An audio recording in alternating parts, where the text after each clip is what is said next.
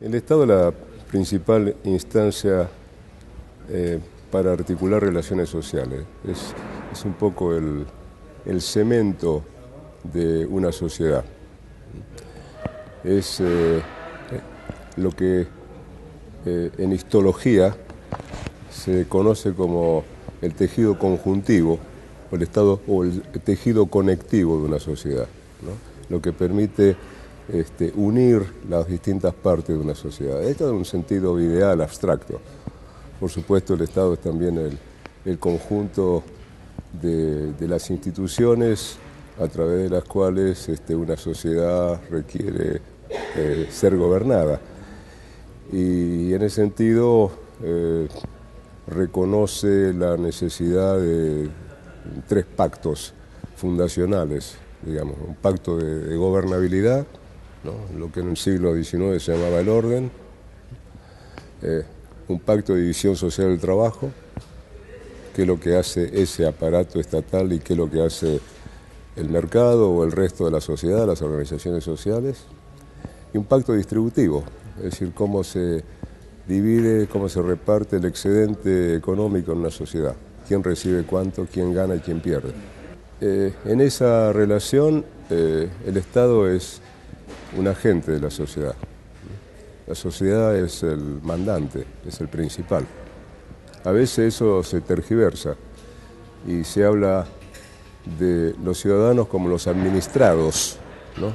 Cuando en realidad el Estado es nuestro agente, ¿no? Y esto genera una relación muy complicada porque existe diferenciales muy, digamos, que producen una desigualdad en cuanto al acceso a los recursos de la dominación, a los recursos de la información, por ejemplo, ¿no? Hay diferenciales de información importantes y por lo tanto el ciudadano no conoce exactamente si el Estado siempre funcionó en su beneficio, ¿no?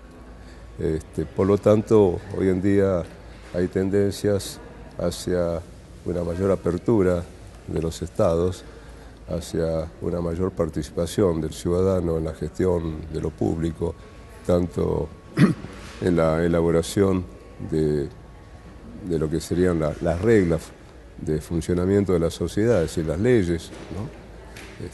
Los proyectos gubernamentales, como en la coproducción de bienes y servicios, como también en el seguimiento, en el control y en la evaluación de la gestión pública. Digamos que el Estado tiene funciones permanentes y tiene otras funciones que requieren intervenciones en momentos críticos, ¿no? La importancia o el carácter secundario de una forma de intervención estatal depende de la naturaleza de la cuestión, que forme parte de la agenda. El Estado tiene una agenda, como tiene cualquier persona, como tiene cualquier organización, ¿no? La cuestión es determinar en cada momento cuál es la agenda vigente. Y la agenda se compone siempre básicamente de tres grandes tipos de cuestiones. Hay cuestiones de gobernabilidad, hay cuestiones de desarrollo y hay cuestiones de equidad distributiva. Y yo, digamos, sintetizaría en esas tres grandes macro cuestiones la problemática de una sociedad, ¿no? Siempre hay que resolver o un problema que tiene que ver con el crecimiento o el desarrollo económico, o con algún problema de estabilidad del contexto social o algún problema distributivo, ¿no? Cuando se producen, como suele ocurrir bajo regímenes de tipo capitalista, porque vivimos en sociedades capitalistas que son desiguales, intervenciones para morigerar esas diferencias, ¿no? Bueno, extrayendo recursos de la sociedad y asignándolos. Todos los estados, todos los gobiernos hacen eso. La cuestión es ver qué capacidad tienen para identificar esas necesidades y para asignar eficiente y eficazmente sus recursos, ¿no? Esa es la gran cuestión que todo gobierno tiene que resolver, ¿no? Poder identificar los problemas, poder responder a las demandas ciudadanas, poder satisfacer las aspiraciones, ¿no? y poder efectivamente tener acceso y legitimidad para esa extracción de recursos que además tiene que ser, digamos, equitativa y eficaz en su asignación, porque de otra manera los gobiernos no revalidan frente a la ciudadanía su pretensión de seguir gobernando. Bueno, el tema de la capacidad estatal es sumamente complejo porque depende de una gran cantidad de consideraciones, ¿no? Por un lado depende de la naturaleza de la política que una determinada organización estatal está implementando. Hay políticas que son realmente difíciles de implementar, hay políticas que son relativamente más fáciles, hay políticas que gozan del apoyo de la ciudadanía, hay políticas que en realidad son resistidas por la ciudadanía. Entonces, cuanto mayor es la resistencia de la ciudadanía, cuanto mayor es la complejidad del área de gestión en el que se está interviniendo, ¿no?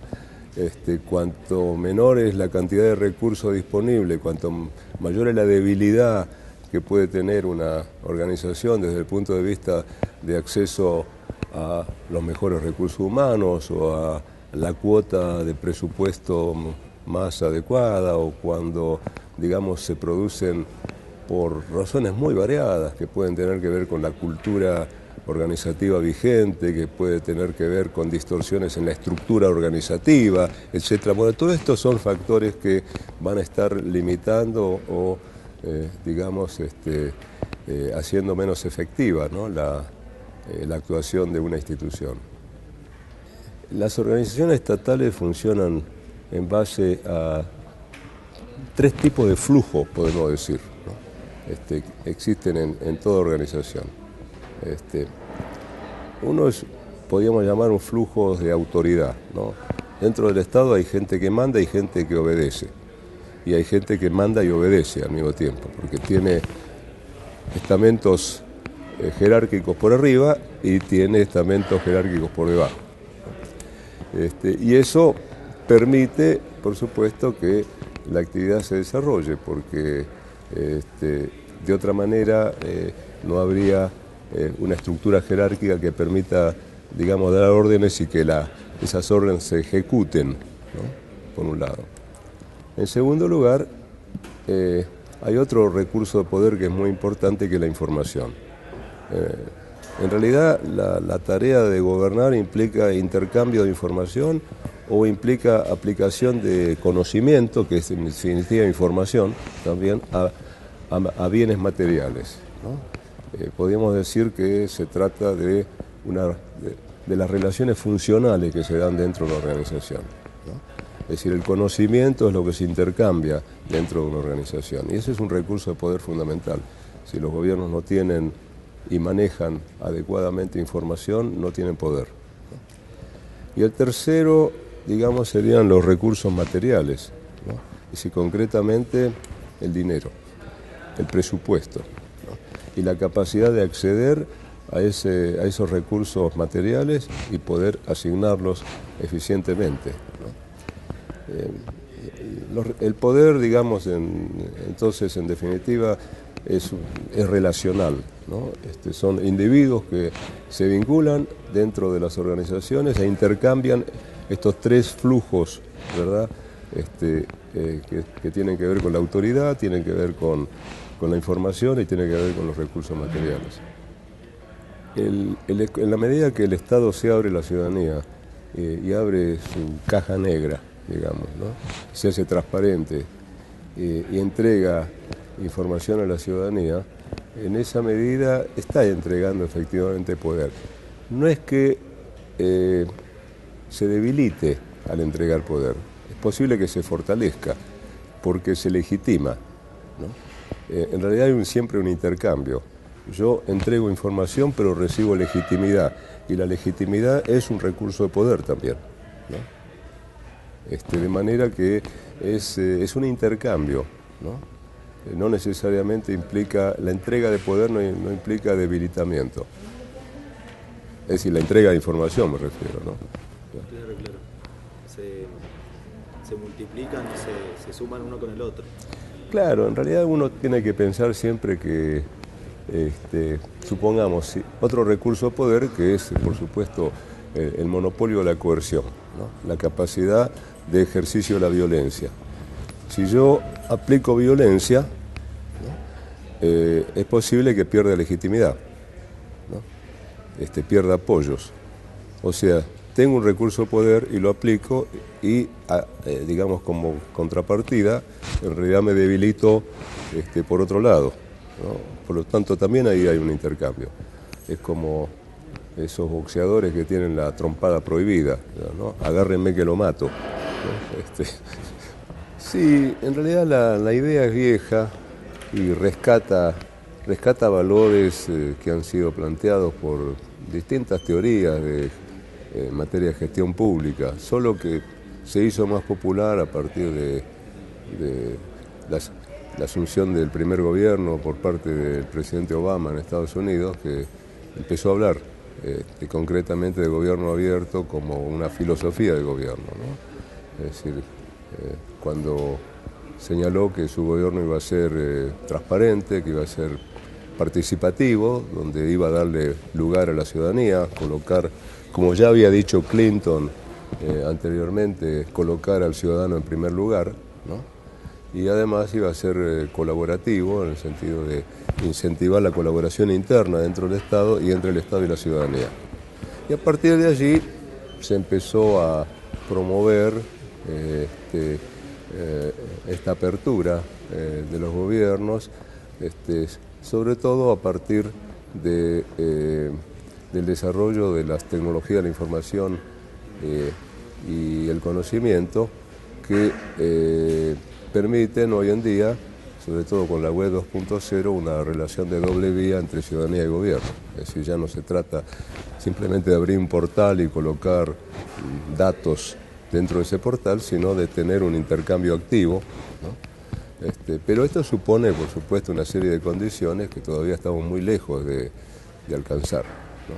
Más allá de que se haya establecido por parte de, en este momento, 66 países de todo el mundo, una alianza del gobierno abierto y se promuevan la elaboración de planes de acción, ¿no? Que se presentan, ya algunos países han presentado su tercer plan de acción, donde plantean qué tipo de iniciativas y proyectos van a llevar adelante en esta materia, pero hay una enorme variedad de cosas que se hacen en nombre del gobierno abierto, ¿no? Entonces uno termina por no saber exactamente de qué se trata.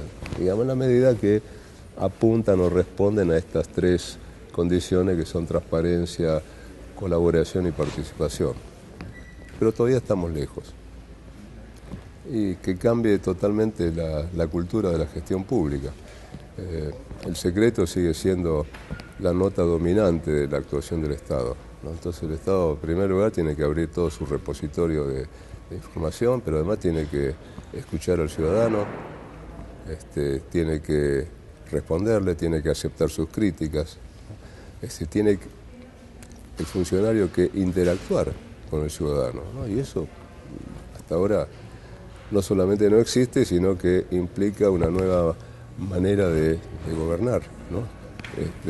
Y el ciudadano, por otro lado, tiene que participar, cosa que tampoco es natural, ¿no? El ciudadano, por lo general, es reacio, renuente, hay desafección política, o tiene que trabajar y no tiene tiempo.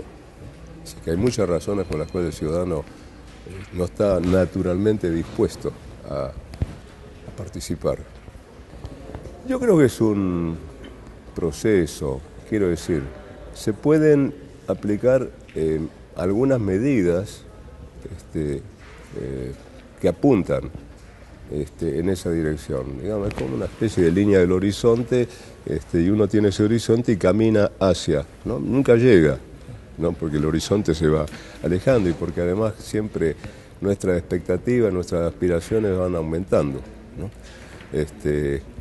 Pero, digamos, sin duda se puede avanzar en el acceso de la ciudadanía a la información pública, se puede avanzar en materia de transparencia, en sistemas de aprovisionamiento, de compra y suministros transparentes, licitaciones que tengan otras condiciones, ¿verdad? Y no estén sospechadas de corrupción. Se puede plantear a la ciudadanía opciones de política y que el ciudadano vote en línea a través de la internet.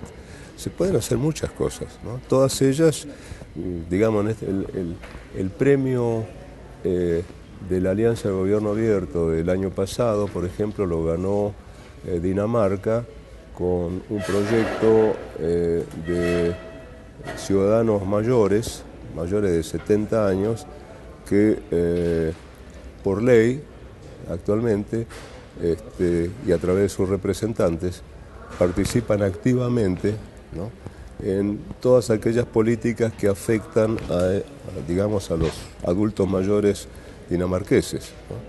Y tienen instancias de seguimiento y de evaluación de esas políticas, ¿no? Y bueno, y esto implica un tipo de avance donde ni siquiera la tecnología está involucrada, porque, digamos, gobierno abierto no es gobierno electrónico, hay una diferencia fundamental.